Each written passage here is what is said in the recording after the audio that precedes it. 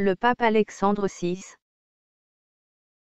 De cette infaillibilité, le pontife romain, c'est-à-dire le pape, proclame, par un acte définitif, un point de doctrine touchant la foi et les mœurs. L'infaillibilité promise à l'Église réside aussi dans le corps des évêques, catéchisme de l'Église catholique, paragraphes 890 et 891. En résumé, cette doctrine de l'Église catholique dit que lorsque quelqu'un devient évêque ou pape, il ne peut plus commettre d'erreurs de doctrine ou de péché. Visiblement, cette doctrine n'a pas fonctionné pour les 3 évêques suivants, qui sont poursuivis pour actes de pédophilie.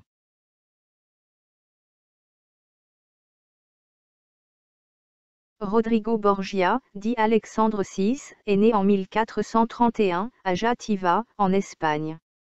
Les détails de ses bassesses sont connus grâce au prélat strasbourgeois, Jean Burchard, qui tenait un journal de ses orgies. Il fut père d'au moins 6 enfants, Johanne, César, Lucrèce et Geoffroy Borgia.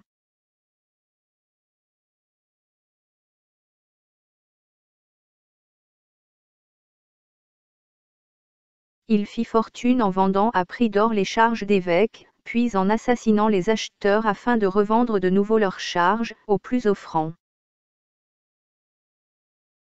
Ces excès légendaires conduisirent à la révolte du moine Savonarole à Florence, qui fut excommunié, torturé, puis brûlé vif sur le bûcher à Florence, le 23 mai 1498. La débauche permanente de la cour papale aurait atteint son paroxysme le 31 octobre 1501. Burchard rapporte une compétition sexuelle réunissant 50 prostituées nues, les enfants Borgia devant arbitrer les prouesses viriles des compétiteurs, pour le bon plaisir de leur saint-père.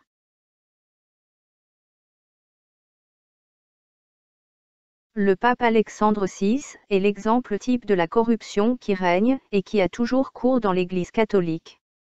Toutes les doctrines de cette dernière ont été bâties sur le vice et la corruption, avec pour seul but d'égarer les âmes. Voici ce que la Bible dit à son sujet.